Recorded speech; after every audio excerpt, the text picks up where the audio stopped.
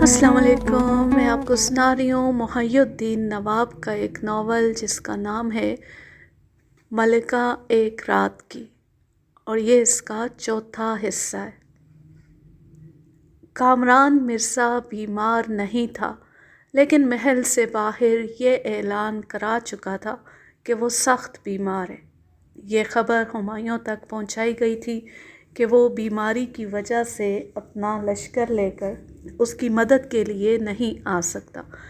یوں اس نے ہمایوں کو شیر خان سوری کے مقابلے میں تنہا چھوڑ دیا تھا۔ کامران مرزا کے لیے یہ بات پریشان کن تھی کہ وہ شیر خان سوری سے دوستی کر کے اس کے حق میں ہمایوں کو تنہا کر رہا ہے، کمزور بنا رہا ہے۔ اس کے باوجود وہ شکست کھا کر بھی پوری طرح شکستہ نہیں ہو رہا ہے۔ شیر خان اس پر غالب آنے کے باوجود آگرے تک پہنچ نہیں پا رہا ہے۔ اسے خبر ملی تھی کہ شیر خان سوری کے مقابلے میں ہمایوں کی فوج منتشر ہو گئی ہے۔ وہ پھر ایک بار شکست کھا کر فرار ہو گیا، شاید آگرے واپس آنے والا ہو۔ اس نے اپنے خاص اتباع کو بلا کر کہا، ہم آگرے جائیں گے۔ بادشاہ ہمایوں پر یہ ثابت کرنا ہے کہ ہم واقعی بیمار تھے، لہٰذا آپ طبیب حضرات بھی ہمارے ساتھ رہیں گے، ہمیں ایسی دوا دیں گے جس سے ظاہر ہو کہ ہم بیمار ہیں، لیکن ہمیں اندر سے کوئی نقصان نہ پہنچے۔ پھر اس نے اپنے لشکر کے سپہ سالار اور دوسرے خاص افسروں کو طلب کیا اور کہا، ہمیں ایک طرف شیر خان سوری سے دوستی اور اتحاد قائم رکھنا ہے اور دوسری طرف ہمایوں بادشاہ کا اعتماد بھی حاصل کرنا ہے۔ ابھی ایک قاصد کو شیر خان کے پاس بھیجا جائے، اس سے یہ معلوم کیا جائے کہ 2 بار ہمایوں پر غالب آنے کے باوجود وہ آگرے تک کیوں نہیں پہنچ پا رہا ہے۔ ہم اس کے لیے کیا کر سکتے ہیں؟ وقت بہت کم تھا۔ کامران مرزا کو جلد سے جلد آگرے پہنچنا تھا، کیونکہ ہمایوں بھی ادھر پہنچنے والا تھا۔ جس روز کامران مرزا وہاں جانے کے لیے روانہ ہوا، اسی دن ہمایوں کی بیگمات آگرے سے لاہور کی طرف روانہ ہو گئی تھی۔ جب کامران مرزا وہاں پہنچا تو محل بیگمات سے خالی تھا۔ ہمایوں کے لشکر کا ایک حصہ آگرے میں موجود تھا۔ ہمایوں کے جو سپاہی شکست کھا کر میدان جنگ سے فرار ہوئے تھے، وہ واپس آگرہ پہنچ گئے تھے۔ کامران مرزا نے دیکھا کہ وہاں کے سپاہی پھر یکجا ہو رہے ہیں۔ یہ بات اسے سمجھ میں آ گئی کہ وہ ہمایوں کے خلاف کوئی قدم نہیں اٹھا سکے گا۔ اس نے اپنے امراء اور فوجی افسروں سے مشورہ کیا۔ اس کے سپہ سالار نے کہا، شیر خان سوری کی کمزوری اور ہمایوں کی طاقت یہ ہے کہ جمنا کے ساحل پر توپیں دندناتی رہتی ہیں۔ شیر خان اپنے پورے لشکر کے ساتھ دریا عبور کرنے میں ناکام رہتا ہے۔ امراء میں سے ایک نے کہا، سیدھی سی بات سمجھ میں آتی ہے، ان توپوں کا رخ پھیر دیا جائے تو شیر خان بآسانی آگرہ پہنچ جائے گا۔ کامران مرزا نے ہمایوں کے قابل اعتماد امراء کو خریدنے کا سلسلہ شروع کیا، بڑی بڑی جاگیروں کی پیشکش کی اور انہیں جلد ہی اپنا ہمراز بنا لیا۔ پھر سب نے مل کر یہ طے کیا کہ ہمایوں کو کسی بھی بہانے سے آگرہ میں نہ رہنے دیا جائے، اسے لاہور جانے پر آمادہ کیا جائے۔ کامران مرزا نے کہا، ہمیں یہی کرنا ہوگا، اس طرح برادر بادشاہ ہمایوں کو ہم پر کسی طرح کا شبہ نہیں ہوگا اور ہم درپردہ شیر خان سوری کے لیے یہاں کا راستہ ہموار کر دیں گے۔ شکست کھانے والے سپاہی واپس آ رہے تھے، ہمایوں کا کوئی پتہ نہ تھا۔ پہلے تو یہ خیال قائم کیا گیا کہ وہ مارا گیا ہے، لیکن ایسا ہوتا تو شیر خان سوری اور اس کے سپاہی میدان جنگ میں اس کی لاش کو پہچان لیتے۔ وہ کہیں گم ہو گیا تھا۔ اور یہی رائے قائم کی جا رہی تھی کہ وہ فرار ہو کر کسی دوسری سمت نکل گیا، لیکن واپس آگرے کی طرف ہی آئے گا۔ اس کے خلاف سازشیں ہو رہی تھیں اور اس کا انتظار بھی ہو رہا تھا۔ ایسی وقت خبر ملی، بادشاہ سلامت پر 7 پیروں کا سایہ ہے، وہ زندہ و سلامت واپس آ رہے ہیں۔ کامران مرزا فوراً ہی بستر پر آ کر لیٹ گیا۔ اس کے خاص طبیب نے اسے ایک ایسی دوا کھلائی جو زود اثر تھی، عارضی طور پر کمزوری طاری کرتی تھی۔ اس کے اتباع نے یقین دلایا، آپ فکر نہ کریں، اس دوا کا توڑ ہے، دوسری خوراک سے کمزوری دور ہو جائے گی اور پہلے کی طرح توانائی بحال ہو جائے گی۔ ہمایوں کو پہلے ہی اس کی بیماری کی اطلاع مل چکی تھی۔ وہ عیادت کے لیے سیدھا خوابگاہ میں گیا۔ کامران مرزا کا چہرہ زرد پڑ چکا تھا، چھونے سے بدن گرم محسوس ہو رہا تھا۔ اس نے بادشاہ کے احترام کے لیے اٹھنا چاہا تو ہمایوں نے آگے بڑھ کر اسے گلے لگاتے ہوئے کہا، آرام سے لیٹے رہو، ہمیں شبہ ہوا تھا کہ تم بیمار نہیں ہو اور ہماری فوجی مدد کرنے سے گریز کر رہے ہو، لیکن تم واقعی بیمار ہو۔ اس نے اتباع سے پوچھا، بیماری طول کیوں پکڑ رہی ہے، آفاقہ کیوں نہیں ہو رہا؟ کامران کے تمام طبیب حضرات پہلے ہی سے سیکھے پڑے تھے۔ انہوں نے ہمایوں کو اطمینان دلایا کہ یہ جلد ہی اچھے ہو جائیں گے۔ ہم نے سمجھایا تھا بیماری میں آگرہ کا سفر نہیں کرنا چاہیے، لیکن یہ آپ کی مدد نہ کرنے پر شرمندہ تھے، قدم بوسی کے لیے یہاں آنا چاہتے تھے۔ ہمایوں نے خوش ہو کر بھائی کو تھپکتے ہوئے کہا، تمہیں اپنے اتباع کی ہدایت پر عمل کرنا چاہیے، یہاں آنا ضروری نہیں تھا۔ ہمارے دل میں شکوک و شبہات تو پیدا ہو سکتے تھے، لیکن تمہارے خلاف کبھی بھی نفرت پیدا نہیں ہو سکتی۔ ہم ایک ہی باپ کے بیٹے ہیں۔ باپ دادا کے زمانے سے یہ کہاوت سنتے آ رہے ہیں کہ پانی میں لاٹھی مارو تو پانی جدا نہیں ہوتا، اور ہماری رگوں میں پانی نہیں، ایک باپ کا لہو دوڑ رہا ہے۔ تمام امراء اور مشیر وہاں حاضر ہو گئے۔ ہمایوں نے کہا، ہمارا بھائی انشاءاللہ آج یا کل تک صحت یاب ہو جائے گا، ہم پھر متحد ہو کر شیر خان سوری کو پسپا کریں گے۔ ایک امیر نے کہا، آپ کے دوسرے برادر عسکری مرزا اتحاد کے لیے راضی نہیں ہیں۔ ہمایوں نے کہا، فردوس مکانی نے ہمیں نصیحت کی تھی، بھائیوں سے ہمیشہ محبت اور رواداری سے پیش آتے رہو، اگر وہ ناراض ہوں تو انہیں پیار سے منا لو، ان سے انصاف کرتے رہو۔ عسکری مرزا نادان ہیں، ہم سے بدظن ہیں، ہم انہیں منا لیں گے۔ پھر ہمایوں نے تمام حاضرین کو بتایا کہ میدان جنگ سے فرار ہونے کے بعد اس پر کیا بیتی تھی۔ وہ دریا میں ڈوبنے والا تھا۔ ایسے وقت ایک نیک دل انسان نے اس کی مدد کی، اسے ڈوبنے سے بچایا اور نئی زندگی دی۔ پھر اس نے ان سب کے سامنے نظام الدین سکہ کا نام پیش کیا۔ کامران مرزا اور تمام امراء نظام الدین سکہ کو شاباش دینے لگے، اس کی تعریفیں کرنے لگے کہ اس نے ہندوستان کے بادشاہ کو نئی زندگی دی ہے۔ وہ سب اپنے اپنے طور پر اسے انعام دینے کا اعلان کرنے لگے۔ ہمایوں نے کہا، ہم اسے ایک کوس کے رقبے پر پھیلی ہوئی زمینیں عطا کرنے والے ہیں۔ یہ تو سبھی جانتے ہیں کہ جھونپڑیوں میں رہنے والے محلوں کے خواب دیکھتے رہتے ہیں، یہ غریب بھی بادشاہ بننے کے خواب دیکھتا رہا ہے۔ اس کی آرزو ہے کہ یہ ایک بار بادشاہ بن جائے، اور ہم اس کی یہ آرزو پوری کریں گے۔ یہ ایسی بات تھی کہ سب ہی چونک کر ہمایوں کا منہ تکنے لگے۔ اس نے کہا، ہم نے وعدہ کیا ہے کہ اسے ایک دن کا بادشاہ بنائیں گے۔ کامران مرزا کے ذہن کو ایک دھچکا سا لگا۔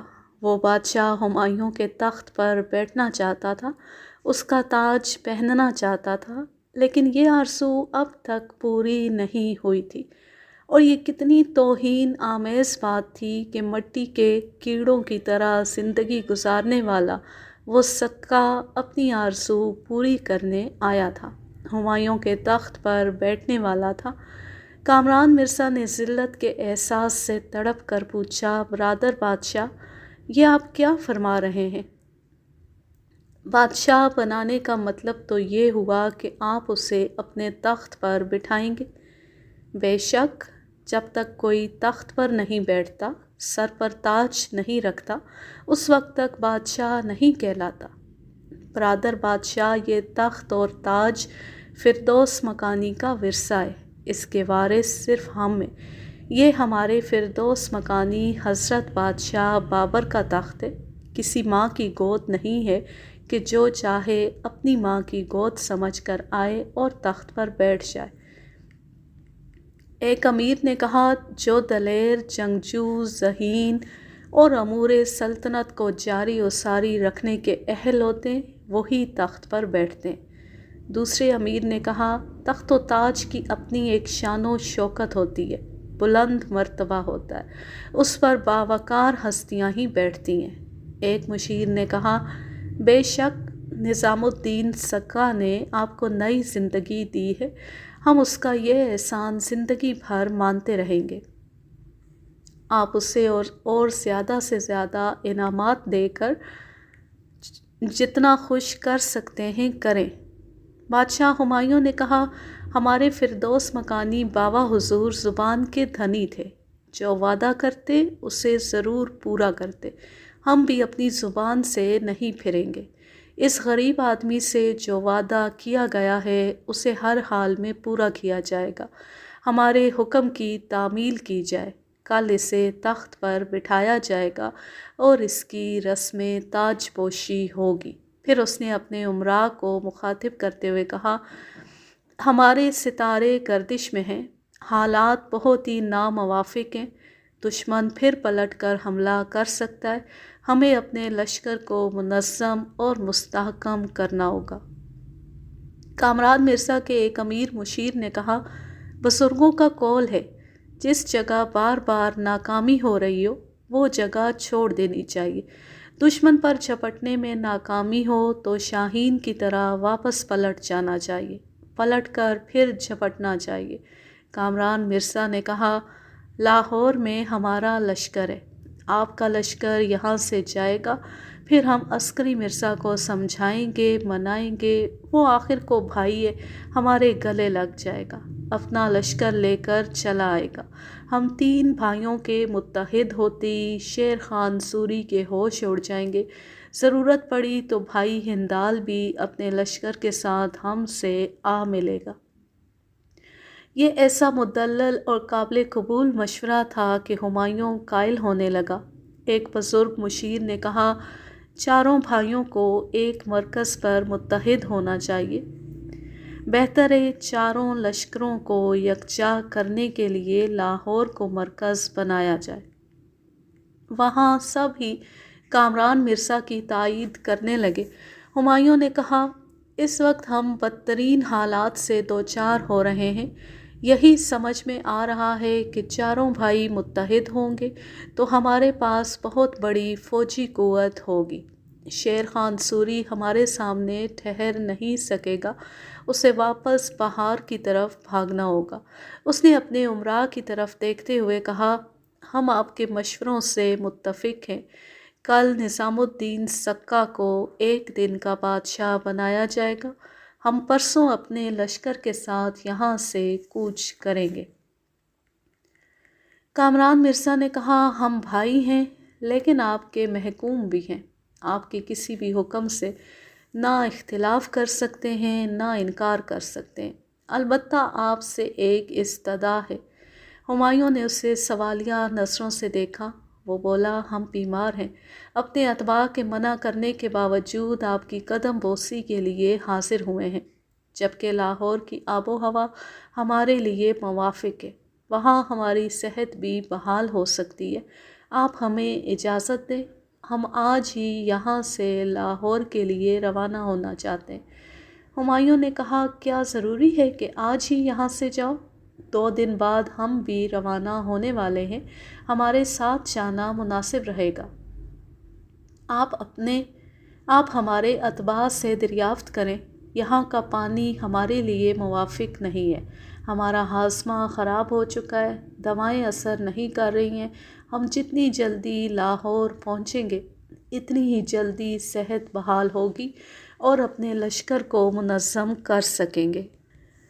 ہمایوں نے قائل ہو کر کہا، خدا آپ کو جلد از جلد صحت یاب کرے، آپ آج ہی یہاں سے روانہ ہو سکتے ہیں۔ وہ اسے لاہور جانے کی اجازت دے کر وہاں سے چلا گیا۔ اس کے پیچھے نظام الدین سکا، امرا اور مشیر بھی چلے گئے۔ کامران مرزا کی خوابگاہ میں صرف اس کے اپنے امرا، مشیر اور اتباع رہ گئے۔ جب انہیں یقین ہو گیا کہ ہمایوں بادشاہ اپنی خوابگاہ میں آرام کرنے جا چکا ہے تو کامران مرزا نے شدید نفرت سے کہا، ہمارا جی چاہتا ہے ابھی ہمایوں کو قتل کر دیں۔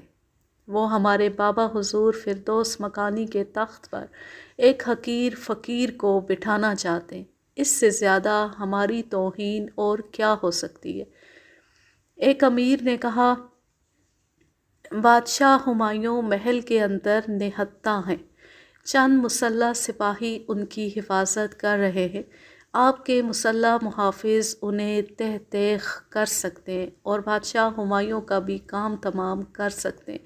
کیا اس کے بعد ان کے لشکر کے تمام سپاہی آپ کے سامنے ہتھیار نہیں ڈالیں گے؟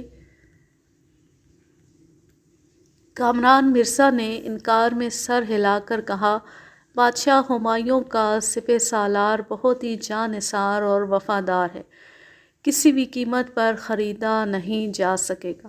اسے ہمایوں کی ہلاکت کا علم ہوگا تو وہ محل کا محاصرہ کر لے گا، ہمیں یہاں سے زندہ نکلنے نہیں دے گا۔ ایک اور امیر نے کہا، کوئی ضروری نہیں ہے کہ یہاں بادشاہ ہمایوں کا کام تمام کیا جائے، ہم تو انہیں بڑی آسانی سے دودھ کی مکھی کی طرح نکال رہے ہیں۔ ایک اور مشیر نے کہا، بے شک ہمایوں بادشاہ یہاں سے لاہور جائیں گے تو وہاں آپ کا لشکر ہوگا، پھر آپ کے بھائی عسکری مرزا اپنے لشکر کے ساتھ چلے آئیں گے، وہاں آپ بادشاہ سے نمٹ سکیں گے۔ وہ نرم خو، نیک دل اور رحم دل بادشاہ ہمایوں اس وقت آگرہ کے محل میں بالکل تنہا تھا، اگرچہ ایک چھت کے نیچے دو بھائی تھے، دونوں کی رگوں میں ایک ہی باپ کا لہو دوڑ رہا تھا۔ لہو کی کشش صرف ہمایوں کے دل میں تھی، کامران مرزا کے دل میں بغض، کینہ اور خود غرضی بھری ہوئی تھی۔ اس نے پہلے بھی عداوتی اقدامات کیے تھے لیکن ہمایوں نے بڑی فراخ دلی سے اسے معاف کر دیا تھا۔ بادشاہ کو اس قدر رحمدل نہیں ہونا چاہیے، اس کی نیک دلی اسے نقصان پہنچاتی جا رہی تھی۔ کامران مرزا وہاں سے اجازت ملتے ہی لاہور کے لیے روانہ ہو گیا۔ اسے ایک حقیر فقیر سکا کی تخت نشینی دیکھنا گوارا نہ تھا۔ جو تاج وہ اپنے سر پر رکھنا چاہتا تھا وہ ایک فقیر کے سر پر رکھا جانے والا تھا، شاہی وقار کو مٹی میں ملایا جانے والا تھا۔ یہ ذلت اس سے برداشت نہیں ہو رہی تھی۔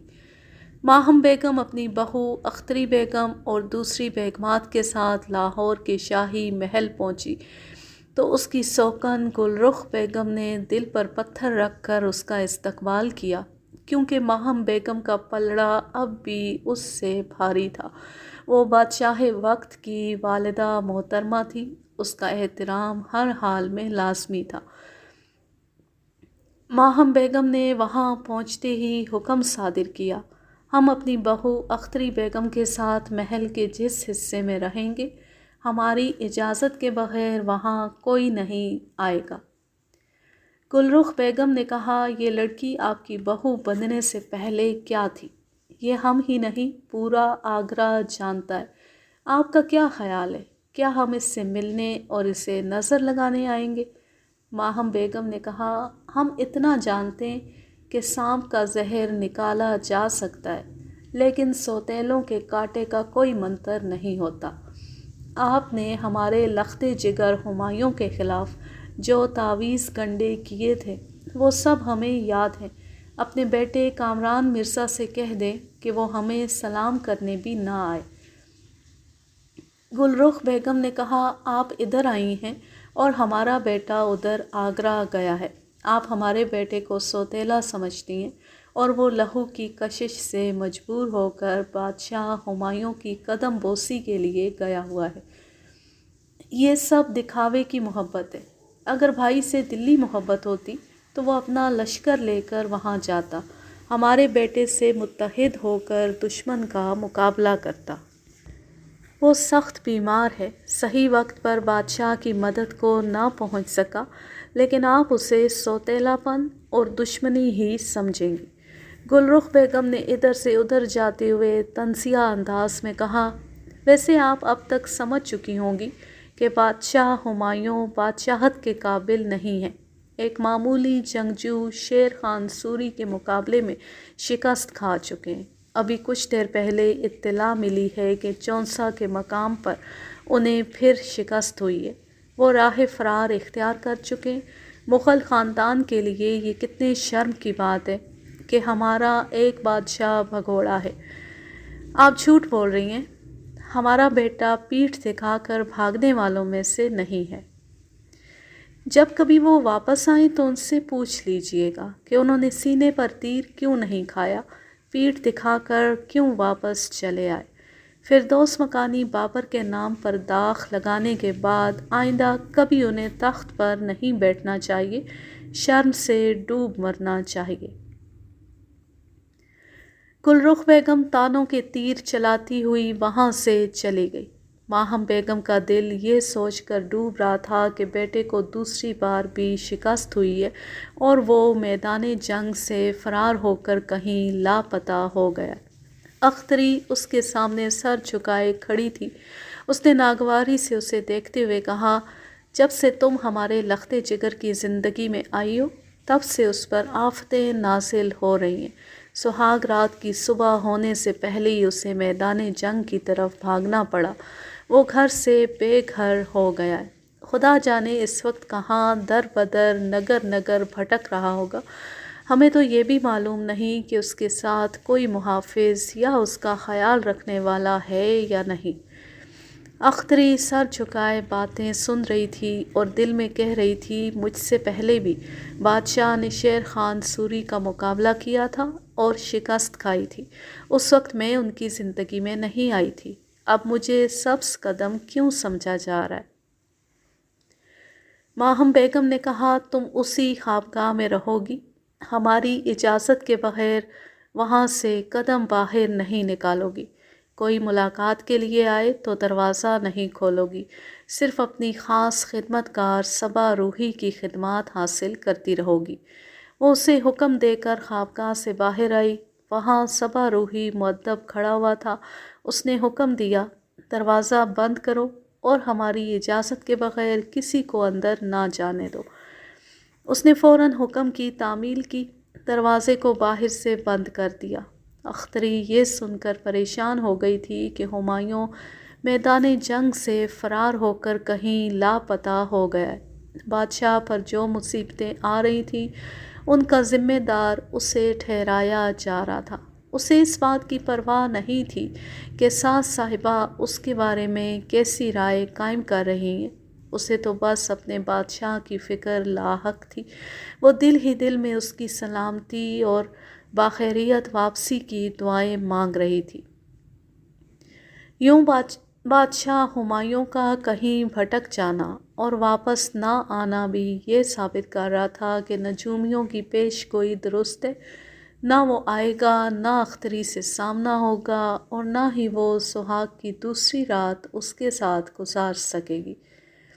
دل سے نکلنے والی دعا یہ بھی تھی کہ بلا سے اس سہاگن کو دوسری رات نہ ملے مگر بادشاہ صحیح سلامت واپس آ جائے۔ اس کا دل گھبرا رہا تھا۔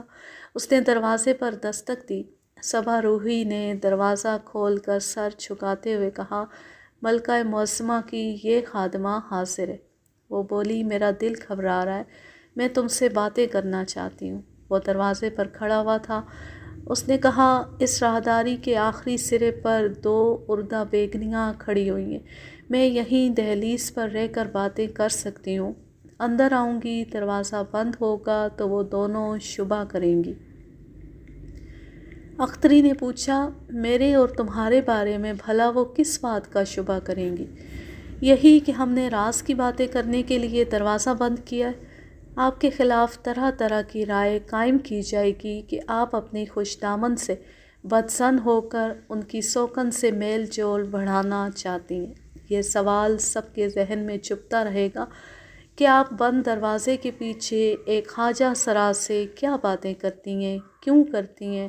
آپ کے ساتھ میری بھی شامت آ جائے گی۔ ٹھیک ہے، دروازہ کھلا رکھو اور وہیں کھڑی رہو۔ اگر کوئی اردہ پیگنی قریب آئے تو مجھے اشارہ کر دینا۔ پھر وہ ایک گہری سانس لیتے ہوئے بولی، شبہ کرنے والے اپنی جگہ درست ہیں، کیونکہ میں تم سے اپنے دل کی باتیں کرتی ہوں۔ میرے اندر عجیب سی بے قلی ہے، کسی کل چین نہیں آ رہا۔ بار بار بادشاہ سلامت کا خیال آتا ہے۔ وہ کہاں ہوں گے؟ کیا تقدیر انہیں مجھ سے دور رکھنے کے لیے بھٹکا رہی ہے؟ اگر ایسا ہے تو پھر میں اپنی خوش دامن کے خیال کے مطابق واقعی منحوس ہوں، بدبخت ہوں۔ مجھے ان کی زندگی میں نہیں آنا چاہیے تھا۔ وہ رونے لگی، آنسو پونچھنے لگی۔ صبا روحی بڑی محبت اور ہمدردی سے اسے دیکھ رہا تھا۔ اس نے کہا، حضرت بادشاہ جہاں بانی ہمایوں کانٹوں میں گھرے رہتے ہیں، اپنے پرائے سب ہی ان کے دشمن ہیں۔ جس کا تخت کانٹوں کا ہے، اس کی سیج بھی کانٹوں کی بن گئی ہے۔ وہ کانٹے چبھ رہے ہیں اور آپ کو رلا رہے ہیں۔ تمہارا دل کیا کہتا ہے صبا؟ وہ واپس آئیں گے؟ ہماری دعائیں ڈھارس بندھاتی ہیں کہ وہ آئیں گے۔ میں تو دن رات انہیں یاد کرتی رہتی ہوں۔ یہ بتاؤ، کیا وہ مجھے یاد کرتے ہوں گے؟ بادشاہوں کی زندگی میں عورت ایک ہوا کے جھونکے کی طرح آتی ہے اور گزر جاتی ہے۔ اس کے محل میں بے شمار کھڑکیاں ہوتی ہیں۔ وہ جدھر کی کھڑکی کھولتا ہے، ادھر سے خوشبو کا جھونکا آ کر گزر جاتا ہے۔ بادشاہ امن کے زمانے میں ایک مطلق العنان حکمران ہوتا ہے اور جنگ کے زمانے میں ایک سپاہی۔ بزور شمشیر حکومت کرنے والے شاعر اور عاشق نہیں ہوتے۔ ان کی زندگی میں حسیناؤں کا میلہ لگا رہتا ہے۔ انہیں کسی کو یاد کرنے کی فرصت نہیں ملتی۔ ان کی فطرت کہتی ہے، تو نہ سہی اور سہی، اور نہ سہی اور سہی۔ صبا، تم مجھے مایوس کر رہی ہو۔ مایوسی کی باتیں دل ضرور توڑتی ہیں، لیکن آپ کو تصویر کا دوسرا رخ بھی دیکھنا چاہیے، سمجھنا چاہیے۔ آپ نے بادشاہوں کو دیکھا بھی ہے اور ان کے قصے بھی سنے ہیں۔ ان کی حرم سرا میں بے شمار کنیزیں ہوتی ہیں، ایک رات کے لیے آتی ہیں۔ اس کے بعد بادشاہوں کو ان کے چہرے بھی یاد نہیں رہتے، کبھی ان کی یاد نہیں آتی۔ جب تازہ کھانا ملتا رہے تو باسی کھانا ہانڈی میں رکھا رہ جاتا ہے۔ تمہارا انداز بدل گیا ہے، تم میری دلجوئی نہیں کر رہی ہو۔ میں چاہتی ہوں آپ بدلتے ہوئے حالات کو سمجھیں۔ میرا تو انداز بدلا ہے، حالات نے تیور بدل لیے ہیں۔ آپ جس سیج سے گزر کر آئی ہیں، اب وہ سیج پھولوں کی نہیں رہی ہے۔ وہ آہستہ آہستہ چلتی ہوئی ایک مخملی تخت پر آ کر بیٹھ گئی، پھر بڑی مایوسی سے بولی، میں تنہا رہنا چاہتی ہوں، تم جاؤ۔ وہ بولا، خدا جانتا ہے میں نے محبت سے آپ کی بھلائی کی خاطر آپ کا دل دکھایا ہے۔ میں چاہتی ہوں آپ خوابوں کی دنیا میں نہ رہیں۔ جب خواب ٹوٹتے ہیں، آنکھ کھلتی ہے تو زندگی کی زہریلی سچائیاں بہت رلاتی ہیں۔ صبا روحی نے یہ کہتے ہوئے دروازے کو باہر سے بند کر دیا۔ اختری سوچ رہی تھی، میں خوابوں کی دنیا میں نہیں رہتی۔ بہت پہلے ہی یہ سمجھ گئی تھی کہ میرے مقدر میں صرف ایک رات کی مسرتیں ہیں۔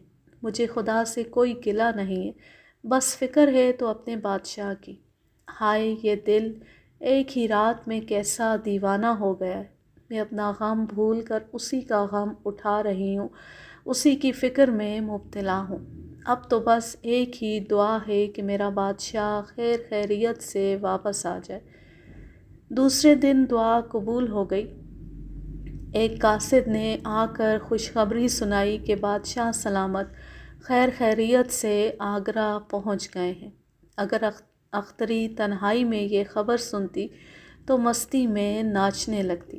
ماہم بیگم نے سنا تو خوشی سے اٹھ کر کھڑی ہو گئی، گلے کا ہار اتار کر ریشمی پردے کے پیچھے سے قاصد کی طرف اچھال دیا۔ اس نے لپک کر اسے اٹھایا، پھر فرشی سلام کیا۔ گلرخ بیگم کو اپنے بیٹے کی فکر تھی کہ پتہ نہیں ہمایوں اس کے ساتھ کیا سلوک کر رہا ہوگا۔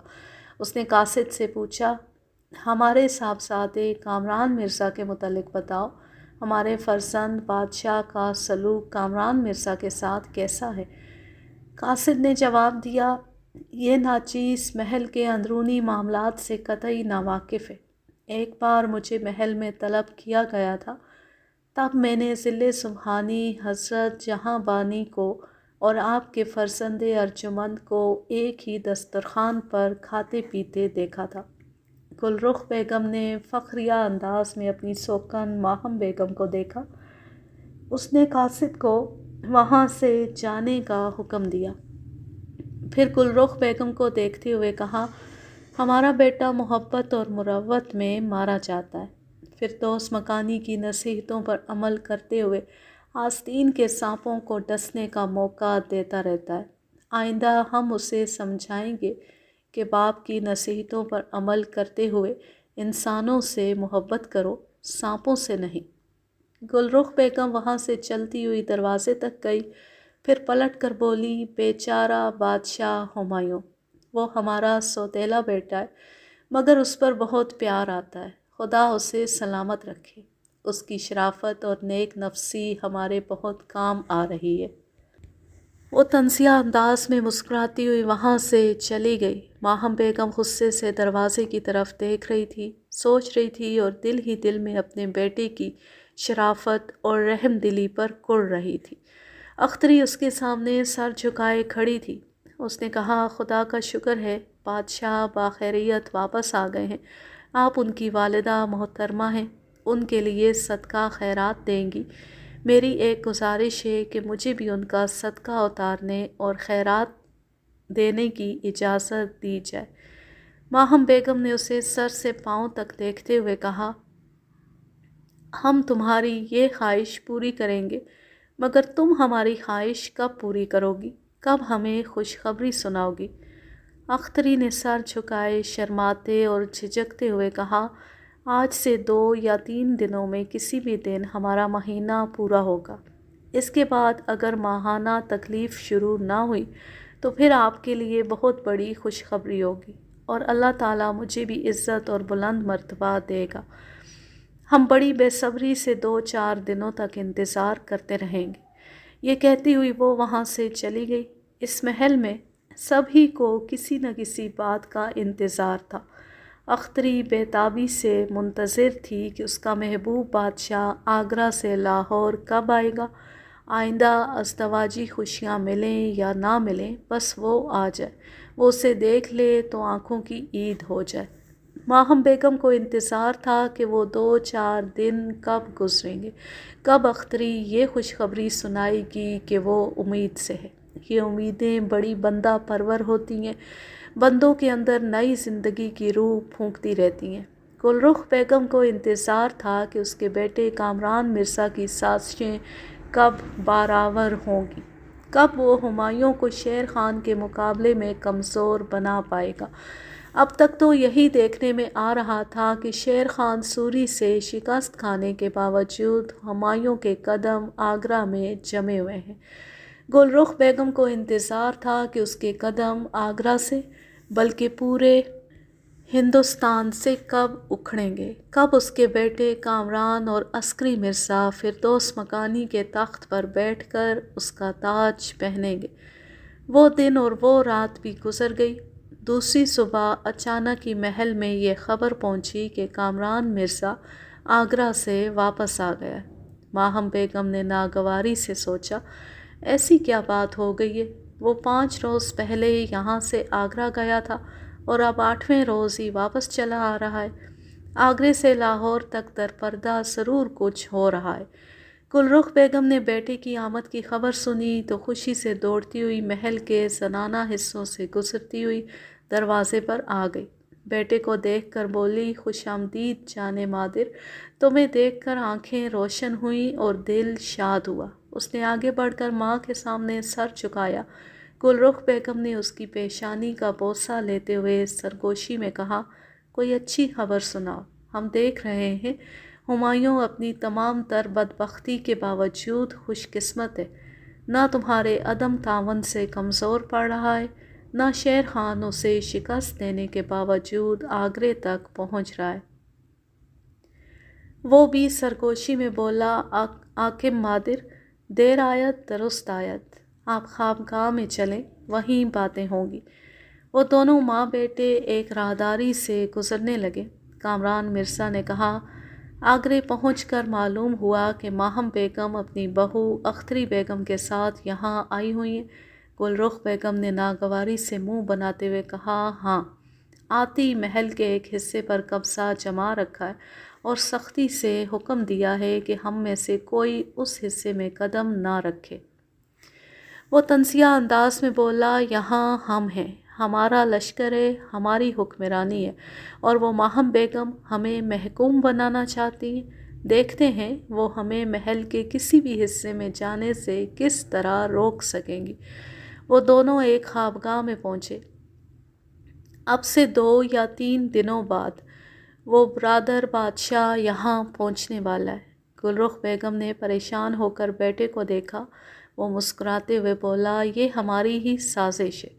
وہ اپنے لشکر کے ساتھ یہاں آئے گا تو پھر واپس نہیں جا سکے گا۔ اس نے خوش ہو کر پوچھا، وہ کیسے؟ یہ ہماری اور ہمارے امراء کی حکمت عملی ہے۔ وہ اپنے لشکر کے ساتھ یہاں آئے گا تو ساحل پر نصب کی ہوئی توپوں کا رخ پھیر دیا جائے گا۔ وہ توپیں اس قدر بھاری بھرکم ہیں کہ برادر بادشاہ انہیں آگرے سے یہاں تک نہیں لا سکے گا، صرف اپنے لشکر کے ساتھ آئے گا۔ وہ خوش ہو کر بولی، تمہارا یہ منصوبہ سمجھ میں آ رہا ہے، انشاءاللہ کامیابی ہوگی اور تم فردوس مکانی کے تخت پر ضرور بیٹھو گے۔ آپ ابھی عسکری مرزا کے پاس جائیں گی، اسے سمجھائیں گی کہ جب ہمایوں اپنے لشکر کے ساتھ یہاں آئے تو وہ بھی اپنا لشکر لے کر پہنچ جائے۔ ہم دونوں بھائی متحد ہو کر برادر بادشاہ پر بھاری پڑیں گے، اس طرح وہ ہتھیار ڈالنے پر مجبور ہو جائے گا۔ گل رخ بیگم نے بیٹے کی بلائیں لیتے ہوئے کہا، ہم صدقے، ہم قربان، ابھی یہاں سے روانہ ہوتے شام تک عسکری کے پاس پہنچ جائیں گے، پھر جب بھی تم پیغام بھیجو گے ہم اس کے لشکر کے ساتھ یہاں چلے آئیں گے۔ اس نے اپنی خاص کنیزوں کو بلا کر حکم دیا، ہماری خوابگاہ میں جاؤ اور ہمارا سامان سفر تیار کرو، دروغہ کو یہاں حاضر ہونے کا حکم دو۔ حرم میں جتنے خواجہ سرا ہوتے تھے وہ ایک دروغہ کے ماتحت رہتے تھے، وہ دروغہ بھی خواجہ سرا ہی ہوتا تھا۔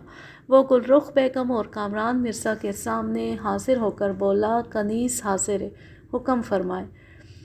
ہماری حاکم مادر عسکری مرزا کے پاس جا رہی ہیں، ابھی یہاں سے روانہ ہو جائیں گی، ان کے آرام دہ سفر کے انتظامات کیے جائیں۔ وہ دروغہ حکم کی تعمیل کے لیے چلا گیا۔ کامران مرزا نے دروازے کی طرف دیکھتے ہوئے پوچھا، یہ ہماری مادر ماہم اپنی بہو کو لیے پھر رہی ہیں، یہاں بھی لے آئی ہیں، کیا ایک ادنیٰ ملازمہ کو بہت زیادہ سر نہیں چڑھا رہی ہیں؟ تم تو جانتے ہو ماہم بیگم کسی کے بھی بطن سے ایک پوتا پیدا کرانے کی فکر میں لگی رہتی ہیں۔ انہوں نے اعلیٰ خاندان کی شہزادیوں کو بھی بہو بنایا اور کنیزوں کو بھی، اور یہ تو ہم نے تمہیں بتایا ہی تھا کہ اس ادنیٰ ملازمہ کو کس لیے بہو بنایا گیا ہے۔ کامران مرزا نے ہاں کے انداز میں سر ہلاتے ہوئے کہا، آپ نے بتایا تھا کہ ایک جیوتشی اور ایک نجومی نے اس نئی بہو اختری کے بارے میں پیش گوئی کی ہے کہ وہ ایک بیٹے کو یعنی تخت کے وارث کو جنم دے گی۔ پھر وہ طنزیہ انداز میں ہنستے ہوئے بولا، کوئی ضروری ہے کہ نجومیوں کی پیش گوئی درست ہو؟ گل رخ بیگم نے کہا، ان کی ایک پیش گوئی درست ہوئی ہے، انہوں نے کہا تھا اختری صرف ایک رات کی دلہن بنے گی، پھر اسے دوسری سہاگ رات نصیب نہیں ہوگی، اور اب تک اس کے ساتھ یہی ہو رہا ہے۔ وہ بیٹے کے قریب ہو کر بولی، دوسری پیش گوئی کے مطابق بیٹا ہوگا یا نہیں ہوگا، مگر ہمیں محتاط رہنا ہے، جب ہم عسکری کے ساتھ یہاں واپس آئیں گے تو اس چھوکری کو ماں بننے کا موقع ہی نہیں دیں گے۔ کامران مرزا نے ماں کو سوچتی ہوئی نظروں سے دیکھتے ہوئے کہا، یہ اختری دیکھنے سننے میں کیسی ہے؟ تم سمجھ سکتے ہو، اسے حسین ہونا چاہیے۔ محل میں صرف اردہ بیگنیاں ذرا بدصورت ہوا کرتی ہیں، ورنہ حرم سرا میں کسی بھی بدصورت عورت کا داخلہ منع ہے۔ وہ ادھر سے ادھر جاتے ہوئے بولا، ہمارا برادر بادشاہ کچھ دیکھ کر ہی اس کی طرف جھکا ہوگا، ہمیں بھی دیکھنا چاہیے کہ وہ جھکانے والی چیز کیا ہے۔ گل رخ بیگم نے اسے گھورتے ہوئے پوچھا، کیا ارادہ ہے تمہارا؟ آپ یہ نہ پوچھیں، یہ ہمارا معاملہ ہے، ہم سمجھ لیں گے۔ نہیں، ہمیں معلوم ہونا چاہیے، کیا تم اس بدبخت ہمایوں کے جھوٹے برتن میں کھانا چاہتے ہو؟ جھوٹا کیا ہوتا ہے حاکم مادر؟ ہم فردوس مکانی کے اس تخت پر بیٹھنا چاہتے ہیں جسے ہمایوں جھوٹا کر چکا ہے، وہ تاج پہننا چاہتے ہیں جو ہمایوں کی اترن ہوگا۔ جب ہم اس سے تخت و تاج چھین سکتے ہیں تو پھر اس 2 کوڑی کی لڑکی کو چھین لینے پر آپ معترض کیوں ہیں؟ اس محل میں حسین ترین کنیزوں کی کمی نہیں ہے، تم چاہو گے تو اور بھی حسینائیں آ جائیں گی، لیکن اختری پر ہمیں اعتراض ہے۔ ہم ایک عورت ہیں، ایک ماں ہیں، یہ کبھی نہیں چاہیں گے کہ ایک ماں بننے والی کی آبرو پر حرف آئے۔ تعجب ہے، آپ اس کی حمایت بھی کر رہی ہیں اور یہ بھی چاہتی ہیں کہ وہ کبھی ماں نہ بن پائے۔ بے شک تم اسے ماں بننے سے پہلے قتل کر دو، یہ ہمیں منظور ہے، لیکن اس کی آبرو پر حرف لاؤ، یہ منظور نہیں ہے۔ ایک ماں بننے والی کی گود کو داغدار نہ کرو، اس سے بہتر ہے اسے مار ڈالو۔ وہ ماں کے شانے پر ہاتھ رکھتے ہوئے بولا، تیش میں نہ آئے، آپ کا حکم سر آنکھوں پر، ہم اسے ہاتھ بھی نہیں لگائیں گے۔ کامران مرزا نے دن کے پہلے پہر میں ہی اپنی ماں کو وہاں سے رخصت کر دیا، پھر چند اردہ بیگنیوں کو بلا کر حکم دیا، بادشاہ سلامت کی والدہ ماہم بیگم کو اور نئی ملکہ معظمہ اختری بیگم کو ان کی اپنی اپنی خوابگاہ میں قیدی بنا کر رکھا جائے، تمام کنیزوں اور خواجہ سراؤں کو وہاں سے ہٹا دیا جائے۔ ان احکامات کی فوراً ہی تعمیل کی گئی۔ جب ماہم بیگم کو معلوم ہوا کہ اسے خوابگاہ کی 4 دیواری تک محدود کر دیا گیا ہے، باہر نکلنے کی اجازت نہیں دی جا رہی ہے، تو وہ غصے سے دل ملانے لگی۔ ایک اردہ بیگنی سے بولی، کامران مرزا سے جا کر کہو یہ اقدامات اسے بہت مہنگے پڑیں گے۔ ہمارا بیٹا ہمیشہ اسے معاف کرتا آیا ہے، لیکن اس بار وہ اپنی ماں کی توہین برداشت نہیں کرے گا۔ کامران مرزا نے وہاں آ کر مسکراتے ہوئے کہا، کیوں انگاروں پر لوٹ رہی ہیں؟ آپ نے تو ہماری مادر کو حکم دیا تھا کہ وہ بغیر اجازت محل کے اس حصے میں قدم نہیں رکھیں گی۔ ہم نے آپ کے قدموں کو اس 4 دیواری تک محدود کر دیا ہے۔ وہ اس کے قریب آتے ہوئے بولا، آج تک آپ حاکم بن کر رہیں، اب محکوم بن کر تماشا دیکھیں کہ یہاں آپ کے ساتھ کیا ہونے والا ہے اور آپ کے بیٹے کے ساتھ کیا ہونے والا ہے۔ ماہم بیگم نے غصے سے کہا، کیا تم اس خوش فہمی میں ہو کہ لاہور کے تخت پر بادشاہ بن کر بیٹھ جاؤ گے؟ یہ ہماری خوش فہمی نہیں ہے، شیر خان سوری سے معاملات طے ہو چکے ہیں، ہم آگرہ اور دہلی تک پہنچنے کے سلسلے میں اس کی مدد کر رہے ہیں۔ اس نے وعدہ کیا ہے، وہ لاہور کی طرف پیش قدمی نہیں کرے گا، کبھی ہم سے جنگ نہیں کرے گا۔ ماہم بیگم پریشانی سے سن رہی تھی کہ اس کے بیٹے کے خلاف کیسی سازشیں کی جا رہی ہیں۔ ایک بات سمجھ میں آ گئی تھی کہ اسے بے دست و پا بنا دیا گیا ہے، وہ اپنے کسی مخبر کے ذریعے بیٹے کو یہ پیغام نہیں پہنچا سکتی تھی کہ وہ ادھر کا رخ نہ کرے۔ کامران مرزا نے فاتحانہ انداز میں کہا، آپ اسے ہماری خوش فہمی کہتی ہیں، لیکن آپ اور آپ کے بیٹے کو قید خانے میں یہ معلوم ہوگا کہ اگلے جمعے کو ہمارے نام کا خطبہ پڑھایا جائے گا اور ہماری بادشاہت کا اعلان کیا جائے گا۔ ماہم بیگم نے بے بسی سے کہا، کامران یہ تم اچھا نہیں کر رہے ہو۔ آپ نے ہمارے ساتھ کیا اچھا کیا تھا؟ فردوس مکانی بابا حضور جب تک زندہ رہے آپ ان کے دل و دماغ پر چھائی رہیں، اپنے بیٹے کی جانشینی کا اعلان کرا دیا، پھر ان کی زندگی میں ہی بیٹے کو تخت پر بٹھا دیا۔ یہ دنیا طاقتوروں کی ہے، جس کا زور چلتا ہے وہی اپنی بات منواتا ہے۔ آج آپ کے بیٹے کے مقابلے میں ہم شہزور ہیں اور وہ کمزور ہے۔ اس میں حکمران بن کر رہنے والی ذہانت اور حکمت عملی نہیں ہے۔ آئندہ آپ دیکھیں گی کہ ہم کس طرح لاہور سے آگرہ تک شاہانہ طمطراق سے حکومت کرتے رہیں گے۔ وہ بڑے فخر سے شاہانہ انداز میں ماہم بیگم کے سامنے ٹہل رہا تھا اور کہہ رہا تھا، سازشیں کرنا، جنگیں لڑنا اور حکومت کرنا یہ سب مردوں کے کام ہیں۔ آپ یہ معاملات ہمارے لیے رہنے دیں، خواتین کے معاملات پر گفتگو کریں۔ وہ ایک جگہ رک کر اس کی طرف دیکھتے ہوئے بولا، سنا ہے برادر بادشاہ نے آپ کی نئی بہو کے ساتھ صرف ایک ہی رات گزاری ہے؟ ماہم بیگم نے جواب نہیں دیا، اسے گھور کر دیکھتی رہی۔ وہ پھر بولا، بھلا ایک رات سے کیا ہوتا ہے؟ مگر ہو بھی جاتا ہے، کبھی ایسا بھی ہوتا ہے کہ تلوار کے پہ در پہ وار کرتے رہو، سامنے والے کا کچھ نہیں بگڑتا، اور کبھی ایسا ہوتا ہے کہ ایک ہی وار میں کام تمام۔ زمین زرخیز ہو تو فوراً ہی فصل اگنے لگتی ہے۔ وہ ماہم بیگم کے ایک طرف سے دوسری طرف جاتے ہوئے بولا، سنا ہے نجومیوں نے آپ کے پوتے کی آمد کی پیشگوئی کی ہے، کیا بہو بیگم کے پاؤں بھاری ہو گئے ہیں؟ وہ اس سے دور جاتے ہوئے بولا، اگر نہ ہوئے ہوں تو کوئی بات نہیں، ہم بھاری کر دیں گے۔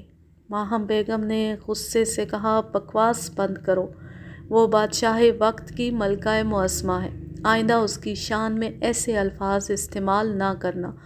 وہ ہنستے ہوئے بولا، کیا ہمیں سولی پر چڑھا دیں گی؟ آپ چاہتی ہیں آپ کے بیٹے کا ایک بیٹا ہو جو تخت کا جانشین اور ولی عہد کہلائے۔ یہ آرزو ہماری بھی ہے اور بڑی ہی دیرینہ آرزو ہے۔ ابھی تو آپ کی بہو نے ماں بننے کی نوید نہیں سنائی ہے نا؟ وہ گردن اونچی کرتے ہوئے بڑے فخر سے بولی، وہ بہت جلد خوشخبری سنانے والی ہے۔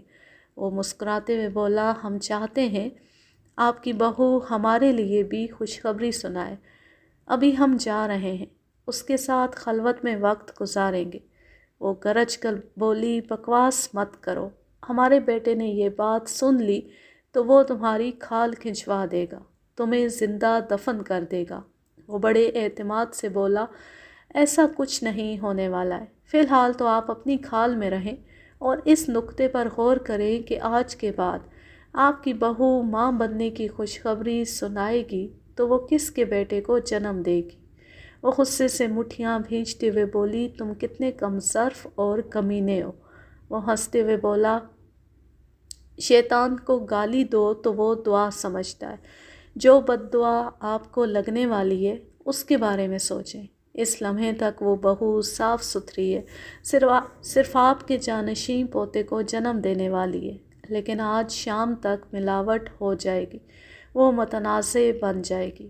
برادر بادشاہ کہے گا اس سے ہونے والا بیٹا اس کا ہے، ہم کہیں گے برادر کا نہیں ہمارا ہے۔ مادر محترمہ، تب آپ کیا فرمائیں گی؟ ماہم بیگم نے پریشان ہو کر بڑی بے بسی سے کہا، تم ایسا گناہ نہیں کرو گے۔ وہ ہنستے ہوئے بولا، کیا گناہ کیا ثواب، تخت شاہی اور عورت جیسی ملائی کو حاصل کرنے کے لیے سب جائز ہو جاتا ہے۔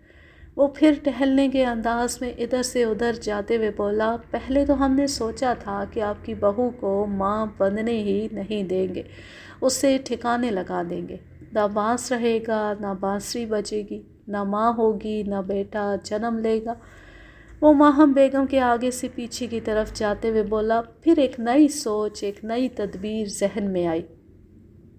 عقل نے سمجھایا، کیا ضروری ہے کہ ایک بیچاری ماں کو اور ایک معصوم بچے کو قتل کیا جائے؟ انہیں زندہ رکھا جا سکتا ہے، بس ایک ذرا ملاوٹ کر دی جائے، پھر ماں بھی زندہ رہے گی اور بچہ بھی سلامت رہے گا۔ صرف اتنا ہوگا کہ وہ تخت کا جانشین نہیں بن سکے گا، یہ شناخت نہیں ہو سکے گی کہ وہ کس کا پوتا ہے، آپ کا یا ہماری حاکم مادر کا۔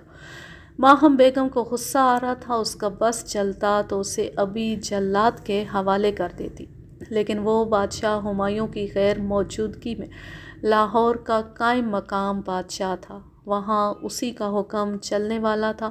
وہ بادشاہ وقت کی والدہ ہونے کے باوجود اس کے سامنے دم نہیں مار سکتی تھی۔ وہ اپنے ناپاک ارادے بیان کر چکا تھا، اب ان کی تکمیل کے لیے وہاں سے جا رہا تھا۔ ماہم بیگم چیختی چلاتی اس کے پیچھے آنے لگی، لیکن کامران مرزا جیسے ہی خوابگاہ سے باہر نکلا، اردہ بیگنیوں نے دروازے کو بند کر دیا۔ وہ دروازے کو پیٹتے ہوئے بولی، کامران، تم بہت پچھتاؤ گے، ہمارا بیٹا تمہیں زندہ نہیں چھوڑے گا، تمہیں کتے کی موت مارے گا۔ اپنی بہتری چاہتے ہو تو ایسے ناپاک ارادے سے باز آ جاؤ۔ وہ اپنے بادشاہ بیٹے کے حوالے سے اقتدار میں تھی، بے حد و حساب اختیارات کی مالکہ تھی، مگر اب اختیارات سے خالی ہو کر عام رعایا کی طرح فریادی بن گئی تھی۔ دروازہ پیٹ پیٹ کر چیخ رہی تھی، لیکن کوئی اس کی سننے والا نہیں تھا۔ دوسری خوابگاہ میں اختری قیدی بنی ہوئی تھی۔ جب اس خوابگاہ کا دروازہ کھلا تو وہ ایک دم سے چونک گئی، گھبرا کر پیچھے ہٹی۔ کھلے ہوئے دروازے پر کامران مرزا کھڑا تھا۔ اس نے ایک بار باغ گل افشاں میں اسے دور ہی دور سے دیکھا تھا۔ وہ اسے سر سے پاؤں تک ایسے دیکھ رہا تھا جیسے کسائی ذبح ہونے والے جانور کو دیکھتا ہے۔ اس نے خوابگاہ میں قدم رکھتے ہوئے کہا، ہم تمہارے شوہر نامدار بادشاہ وقت کے برادر کامران مرزا ہیں۔ وہ ادب سے سر جھکا کر بولی، میں آپ کو پہچانتی ہوں، میں نے ایک بار آپ کو باغ گل افشاں میں دیکھا تھا۔ اچھی بات ہے، یہ بتاؤ ہم اس وقت کیسے لگے تھے اور آج کیسے لگ رہے ہیں؟ پوچھنے کا انداز ایسا تھا جیسے وہ اس کے منہ سے اپنی تعریف سننا چاہتا ہو۔ اختری کی زبان تو صرف اپنے محبوب ہمایوں کی ہی تعریف کر سکتی تھی، اس کی نظروں میں دوسرا کوئی بھی تعریف کے قابل نہیں تھا۔ اس نے کہا، شاہی خاندان کا ہر فرد میرے لیے معزز اور محترم ہے۔ ہم دوسروں کی نہیں، اپنی بات کر رہے ہیں۔ کنیزیں شراب سے بھری ہوئی صراحی اور چاندی کے پیالے لے کر آ رہی تھیں۔ ایک تھال میں انگور کے خوشے اور دوسرے تھالوں میں تازہ پھل رکھے ہوئے تھے۔ اختری یہ سب کچھ دیکھ کر پریشان ہو رہی تھی، لیکن کچھ پوچھنے کی جرأت نہیں تھی۔ جب وہ کنیزیں باہر چلی گئیں تو اردہ بیگنیوں نے دروازے کو بند کر دیا۔ یوں آنے والے کی نیت کا صاف پتہ چل گیا۔ وہ جھجکتے ہوئے بولی، میں آپ کے برادر بادشاہ کی منکوحہ ہوں، آپ کو اس اہتمام کے ساتھ میری خوابگاہ میں نہیں آنا چاہیے۔ وہ بولا، تمہیں یہاں قیدی بنایا گیا ہے، پھر بھی تمہاری سمجھ میں یہ نہیں آیا کہ ہم یہاں کے حاکم ہیں، جس کی تم منکوحہ ہو، وہ یہاں کا تو کیا کہیں کا حکمران نہیں رہا ہے۔ وہ اس کے قریب آ گیا، وہ پیچھے ہٹنا چاہتی تھی۔ اس نے ایک بازو کو جکڑ کر چہرے کو چھوتے ہوئے اس پر انگلیاں پھیرتے ہوئے کہا، کھلتی ہوئی کلی کی طرح ملائم ہو، ایک رات میں تمہارا کچھ نہیں بگڑا، تمہیں تو پھول بن جانا چاہیے تھا، کوئی بات نہیں، ہم بنا دیں گے۔ وہ اسے بازو سے پکڑ کر کھینچتے ہوئے جام و مینا تک لایا، پھر بولا، ہمارے لیے ایک جام بناؤ۔ وہ مجبور ہو گئی، نازک سی صراحی اٹھا کر چاندی کے پیالے میں شراب ڈالنے لگی۔ یہ اچھی طرح جانتی تھی کہ بادشاہوں سے نافرمانی بہت مہنگی پڑتی ہے۔ وہ جان سے نہیں مارتے، زندہ رکھتے ہیں، لیکن اذیتیں دے دے کر زندگی حرام کر دیتے ہیں۔ وہ ایک ملائم مخملی تخت پر آ کر بیٹھ گیا۔ اختری نے اس کے پاس آ کر وہ پیالہ پیش کیا۔ وہ پیالے کی طرف جھک گیا۔ اختری نے پہلا گھونٹ اسے پلایا۔ وہ مزہ لیتے ہوئے بولا، سنا ہے تمہیں برادر بادشاہ کی دوسری رات کبھی نہیں ملے گی۔ اس نے پیالہ اپنے ہاتھوں میں لے کر 2-4 گھونٹ لینے کے بعد اسے ایک طرف رکھ دیا، پھر کہا، کوئی بات نہیں، تم تو رات کی رانی ہو، ایک رات کی ملکہ ادھر تو ایک رات کی ملکہ ادھر۔ اس نے کمر میں ہاتھ ڈال کر اسے اپنی طرف کھینچ لیا۔ وہ بڑی بے بسی اور عاجزی سے بولی، خدارا ایسا گناہ نہ کریں، میں ماں بننے والی ہوں۔ ہماری آک مادر نے بھی ہمیں سمجھایا تھا کہ جو ماں بننے والی ہو اسے ہاتھ نہ لگائیں، مگر ہم نے تمہاری خوش دامن سے تصدیق کی ہے کہ ابھی ایسے کوئی آثار نہیں ہے، تم آئندہ خوشخبری سنانے والی ہو، اور یہ ضروری نہیں ہے کہ تم ایسی کوئی خبر سنا سکو۔ ہاں، آج کے بعد ایسا ہو سکے گا، آج کے بعد جو خبر سناؤ گی وہ ان ماں بیٹے پر بجلی بن کر گرے گی۔ پتہ نہیں کب وہ خبر سنائی جانے والی تھی، اس سے پہلے ہی اختری پر بجلی گر پڑی۔ ہمایوں بے خبر تھا کہ اس کی ایک رات کی دلہن کے ساتھ کیا ہو رہا ہے۔ وہ زبان کا دھنی تھا، ایک غریب سکہ سے کیا ہوا وعدہ پورا کر رہا تھا۔ اس نے باقاعدہ اعلان کروایا تھا کہ نظام الدین سکہ کو ایک دن کا بادشاہ بنایا جا رہا ہے۔ تمام امراء اور درباریوں کو حکم دیا گیا تھا کہ وہ سب اس کی تخت نشینی کے وقت حاضر ہو جائیں اور آداب بادشاہی کے مطابق اس کے سامنے جھک کر اسے سلام کریں۔ نظام الدین سکہ کو تخت پر بٹھایا گیا، اس کے سر پر تاج رکھا گیا۔ دوسرے امراء اور درباریوں کی طرح ہمایوں بھی ایک طرف ہاتھ باندھے سر جھکائے کھڑا تھا، دل ہی دل میں خدا کا شکر ادا کر رہا تھا کہ اس نے نظام سکہ کے ذریعے اس کی جان بچائی، ایک نئی زندگی دی اور یہ توفیق دی کہ ایک غریب سکہ سے کیا ہوا وعدہ پورا کرے۔ اس نے دل ہی دل میں کہا، یا خدا، ایسے وقت جب کہ ہمارے قدم اکھڑ رہے ہیں، تخت و تاج ہاتھوں سے چھوٹ رہا ہے، ہم نے ایک غریب کی آرزو پوری کی ہے، اسے تخت شاہی پر بٹھایا ہے اور تاج پہنایا ہے۔ اے خدا، اس نیکی کے عوض ہمارے گناہوں کو اور ہماری غلطیوں کو معاف فرما، بھائیوں کو ندامت اور دشمنوں کو پسپائی دے، تمام بھائیوں کو ایسی نیکی اور شرافت دے کہ وہ ہم سے متحد ہو کر مغل سلطنت کو قائم و دائم بناتے رہیں۔ نظام الدین سکہ کی تخت نشینی کے وقت پتہ چلا کہ جتنے امراء اور اراکین سلطنت ایک سکہ کی بادشاہت اور تخت نشینی کے خلاف تھے، وہ آگرہ چھوڑ کر کامران مرزا کے ساتھ چلے گئے تھے۔ وہ بھائیوں سے محبت کر رہا تھا، ایک سکہ سے نیکی کر رہا تھا، اس کے باوجود مخالفین کی تعداد بڑھتی جا رہی تھی، دوست اور ہم نوا کم سے کم ہوتے جا رہے تھے۔ شام ہوئی تو اس نے نظام الدین سکہ کو ایک تھال بھر کر سونے، چاندی اور ہیرے جواہرات دیے، ایک کوس کے رقبے تک پھیلی ہوئی زمینیں اس کے نام لکھوا دی، پھر اسے بڑی عزت اور احترام کے ساتھ رخصت کر دیا۔ اس نے ایک نیکی کر کے کتنی ہی برائیاں مول لے لی تھی۔ بابر کے زمانے سے جو امراء اس کے وفادار تھے وہ بدظن ہو کر کامران مرزا سے جا ملے تھے، اب وہاں اس کا ایک وفادار جانثار سپہ سالار اور بابر کے دور سے ساتھ دینے والے سپاہی رہ گئے تھے۔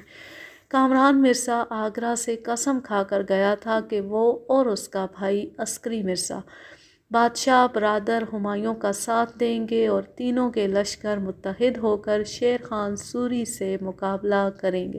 اس نے سوتیلے بھائی کے وعدوں اور قسموں پر اعتبار کیا، پھر آگرہ سے اپنا تمام لشکر لے کر لاہور کی طرف چل پڑا۔ بھائیوں کے مقابلے میں اس کے لشکر کی برتری یہ تھی کہ اس کے پاس کثیر تعداد میں بندوقیں اور چھوٹی بڑی توپیں تھیں۔ آگرہ سے لاہور تک بڑی بھاری بھرکم توپوں کو لے جایا نہیں جا سکتا تھا، اس لیے انہیں وہیں چھوڑ دیا گیا تھا۔ پھر بھی چھوٹی توپیں خاصی تعداد میں تھیں۔ اس کے دل میں یہ بات تھی کہ بھائیوں نے کبھی اسے فریب دیا تو وہ ان پر بھاری پڑے گا۔ جب وہ منزلیں طے کرتا ہوا جالندھر پہنچا تو رات ہو چکی تھی۔ اس نے صبح تک کے لیے پڑاؤ ڈالا، وہاں خیمے نصب کیے گئے اور کھانے پینے کا انتظام ہونے لگا۔ آدھی رات کے بعد ہمایوں اپنے خیمے میں آرام کر رہا تھا، ایسے ہی وقت شور بلند ہوا، وہ اٹھ کر بیٹھ گیا۔ سپہ سالار نے آ کر بتایا کہ کامران مرزا کا ایک مخبر پکڑا گیا ہے۔ ہمایوں اپنے خیمے سے باہر آ گیا، وہاں کئی سپاہی ایک شخص کو رسیوں سے باندھے کھڑے ہوئے تھے۔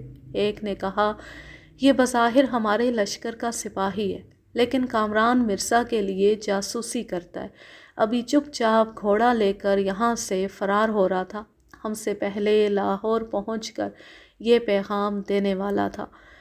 وہ پیغام پیغام نامہ ہمایوں کے سامنے پیش کیا گیا۔ وہ مخملی کپڑے پر ایک تحریر کیا ہوا شاہی انداز کا پیغام نامہ تھا۔ شیر خان سوری نے کامران مرزا کو لکھا تھا: زندہ باد کامران مرزا، آپ واقعی ہم سے دوستی نبھا رہے ہیں جیسا کہ آپ نے لکھا ہے۔ ہمایوں ٹھیک 2 دن بعد اپنا لشکر لے کر آگرہ سے لاہور کی طرف روانہ ہوگا اور دریا کے کنارے نصب کی گئی توپوں کا رخ پھیر دیا جائے گا۔ تو پھر یقین کر لیں کہ ہم آپ کے گرویدہ ہو گئے ہیں۔ اس دوستی اور وفاداری کے عوض آپ کا مطالبہ پورا کریں گے۔ آپ لاہور سے کابل تک حکمران بن کر رہنا چاہتے ہیں۔ ہم وعدہ کرتے اپنی سلطنت دہلی تک محدود رکھیں گے۔ کابل تو پہلے ہی آپ کا ہے، لاہور بھی آپ کا ہو جائے گا۔ اس سے پہلے کہ ہمایوں اپنے لشکر کے ساتھ لاہور پہنچے، آپ عسکری مرزا کو اس کے لشکر سمیت اپنے پاس بلا لیں۔ اس طرح آپ دونوں بھائی مل کر ہمایوں پر بھاری پڑیں گے۔ یہ ہمارے اور آپ کے لیے بڑی آزمائش کی گھڑی ہے۔ خوب سوچ سمجھ کر منصوبہ بنائیں اور پوری حاضر دماغی سے اس پر عمل کریں۔ کامیابی کے بعد ہم آپ کی تخت نشینی اور تاج پوشی کے دن لاہور آئیں گے، آپ کو گلے لگا کر مبارکباد دیں گے۔ یہ تحریر پڑھتے ہی ہمایوں کا سر چکرانے لگا۔ ایک چھوٹا سا تخت شاہی اس کے پیچھے لا کر رکھا گیا تھا، وہ اس پر بیٹھ گیا، سر جھکا کر سوچنے لگا۔ اس کے کتنی وفادار اور جانثار عمراء نے بارہا سمجھایا تھا کہ سوتیلے بھائی آستین کا سانپ ہوتے ہیں، ان پر کبھی بھروسہ نہ کریں۔ آج معلوم ہو رہا تھا کہ آستین کے سانپ کس طرح ڈستے ہیں۔ اس نے سر اٹھا کر اس مخبر کو دیکھا جو رسیوں سے بندھا ہوا تھا، ہاتھ جوڑ کر گڑ گڑا رہا تھا، رحم کی بھیک مانگ رہا تھا۔ ہمایوں نے پوچھا، یہ سازشیں کب سے چل رہی ہیں؟ مخبر نے جواب دیا، حضور بادشاہ سلامت، جب پہلی بار شیر خان سوری کے مقابلے پر گئے تھے تب سے آپ کے برادر کامران مرزا اور شیر خان سوری کے درمیان خفیہ پیغام رسانی جاری رہی تھی اور ابھی تک جاری ہے۔ ہم حیران ہیں یہ سوتیلے کیسی چالیں چل رہے ہیں۔ ایک طرف دشمن سے ساز باز ہو رہی ہے، دوسری طرف سچ مچ بیمار پڑے ہوئے ہیں۔ مخبر نے کہا، ان کی بیماری محض ایک ڈھونگ ہے، بہانہ ہے۔ وہ اپنے حکیموں کی حکمت سے عارضی طور پر بیمار ہو کر آپ کے پاس آئے تھے، آپ کو یقین دلایا تھا کہ بیمار ہیں، جبکہ انہیں کوئی بیماری نہیں تھی۔ ہمایوں غصے سے سوچ رہا تھا اور اسے دیکھ رہا تھا۔ وہ مخبر زمین پر سر پٹخ پٹخ کر رحم کی بھیک مانگ رہا تھا۔ ہمایوں نے کہا، تمہیں جان کی امان ملے گی، تم ان کے تمام منصوبوں سے ہمیں کلی طور پر آگاہ کرو۔ اس نے کہا، ان کا منصوبہ یہ ہے کہ جب آپ لاہور پہنچیں گے تو دونوں بھائیوں کے لشکر متحد ہو کر آپ سے مقابلہ کریں گے۔ ہمایوں نے اپنے لشکر کی طرف دور تک نگاہ دوڑائی۔ اس کے سپاہیوں کی تعداد آدھی رہ گئی تھی، لیکن اس حوالے سے وہ طاقتور تھا کہ اس کے لشکر میں بندوقچی اور توپچی خاصی تعداد میں تھے۔ پھر بھی لاہور جانا خطرے سے خالی نہیں تھا۔ اس نے اپنے سپہ سالار سے پوچھا، تمہارا کیا خیال ہے؟ ہمیں لاہور کی سمت بڑھنا چاہیے یا واپس آگرے جانا چاہیے؟ سپہ سالار سے پہلے مخبر نے کہا، قطع کلامی کی معافی چاہتا ہوں۔ بادشاہ سلامت کے برادر کامران مرزا کا ایک اور جاسوس تھا، آپ کے آگرہ سے نکلتی وہ شیر خان سوری کی طرف روانہ ہو گیا تھا۔ شیر خان کو اطلاع مل چکی ہوگی کہ آگرہ خالی ہو گیا ہے۔ ایک پورا دن گزر چکا ہے، یہ آدھی رات بھی گزر چکی ہے۔ اب تک شیر خان سوری اپنے لشکر کے ساتھ آگرے پہنچ چکا ہوگا۔ ہمایوں نے بہت ہی دل برداشتہ ہو کر کہا، یا خدا، یہ ہمارے ساتھ کیسا فریب ہوا ہے! وہ ہمارا دشمن کسی مقابلے کے بغیر آگرہ کے تخت پر قبضہ جما چکا ہے اور دہلی کا تخت اس سے چند قدموں کے فاصلے پر ہے، وہاں بھی کوئی اسے روکنے ٹوکنے والا نہیں ہے۔ سپہ سالار اور تمام سپاہی اپنے بادشاہ کو ہمدردی سے دیکھ رہے تھے۔ وہ ایک گہری سانس لے کر بولا، اب نہ تو ہم آگرے جا سکتے ہیں نہ دہلی، آگے بڑھنا بھی خطرے کو دعوت دینا ہے۔ وہاں ایک ہی لہو سے پیدا ہونے والے بھائی ہمارے لہو کے پیاسے ہیں۔ سپہ سالار نے پوچھا، اس مخبر کے لیے کیا حکم ہے؟ ہمایوں نے اسے غصے سے دیکھا، پھر کہا، ہم نے اسے جان کی امان دی ہے۔ اس نے ہمیں ایسی اہم باتیں بتائی ہیں جن سے ہم اب تک بے خبر تھے۔ اس نے غداری بھی کی، ہم پر احسان بھی کیا۔ احسان کا بدلہ یہ ہے کہ اسے زندہ رکھا جائے، غداری کی سزا یہ ہے کہ اس کی ایک ٹانگ کاٹ دی جائے تاکہ یہ یہاں سے کامران تک نہ پہنچ سکے۔ 2-4 سپاہی اس مخبر کو زمین پر گھسیٹتے ہوئے لے گئے۔ سپہ سالار نے ہمایوں سے کہا، اگر آپ اجازت دیں تو میں ایک مشورہ دینا چاہتا ہوں۔ تم ہمارے وفادار ہو، جاں نثار ہو، ایک سپہ سالار کی حیثیت سے موجودہ حالات کا بخوبی تجزیہ کر سکتے ہو۔ ہمیں مشورہ دو، ہم تاریکی میں ہیں، روشنی دکھاؤ۔ یہاں سے ہمارے 2 مخبروں کو لاہور بھیجا جائے، وہاں ہمارے جاسوس ہیں، وہ محل کے اندر اور باہر کی خبر رکھتے ہوں گے، ان سے ہمیں صحیح صورتحال کا پتہ چلے گا۔ بہت ہی مناسب مشورہ تھا۔ سوتیلے بھائیوں کامران مرزا اور عسکری مرزا کے متعلق صحیح معلومات حاصل کرنے کے بعد ہی لاہور کی سمت پیش قدمی کی جا سکتی تھی، لہٰذا فوراً ہی 2 مخبروں کو وہاں سے لاہور کی طرف روانہ کر دیا گیا۔ ادھر شاہی محل میں اختری پر سکتہ طاری ہو گیا تھا۔ وہ ظالم کے خلاف چیخنا، چلانا اور فریاد کرنا بھول گئی تھی۔ جہاں حاکم وہی ہو، منصف وہی ہو، قانون اس کے ہاتھ میں ہو اور فیصلہ سنانے والا بھی وہی ہو، تو پھر فریاد کون سنے گا، انصاف کون کرے گا؟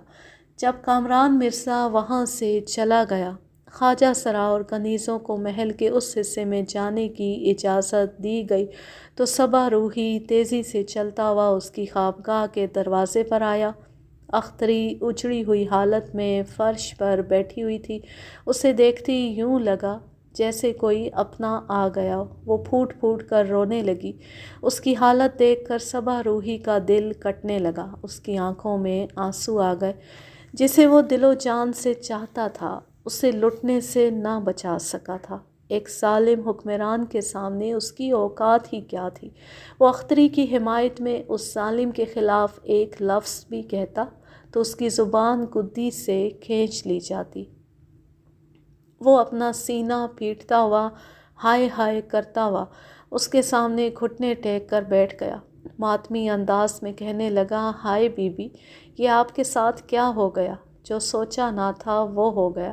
وہ سجدے کی حالت میں جھک کر فرش پر سر پٹکنے لگا، ہائے، میں آپ کے لیے کچھ نہیں کر سکتی۔ قدرت نے مجھے مرد بنایا، شاہوں نے مجھے نامرد اور کمزور بنا دیا۔ آپ ان شاہوں کے تماشے دیکھ رہی ہیں۔ آپ کو کتنی بلندی پر چڑھایا گیا اور کتنی پستی میں پھینک دیا گیا ہے۔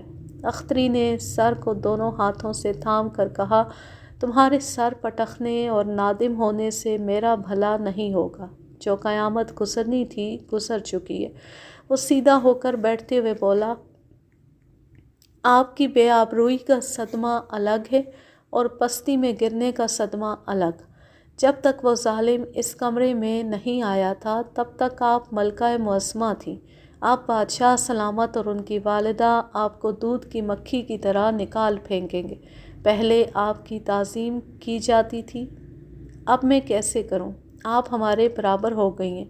وہ بولی، میرا ایک کام کرو، آ کے مادر کے پاس جاؤ اور ان سے کہو میں ان کی خدمت میں حاضر ہونا چاہتی ہوں۔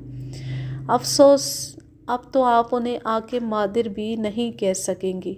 آپ سے کوئی رشتہ نہیں رہے گا۔ میں جاتی ہوں۔ آپ ان کی زبان سے اپنی قسمت کا فیصلہ سننا چاہتی ہیں، ٹھیک ہے، میں آپ کا پیغام وہاں تک پہنچاتی ہوں۔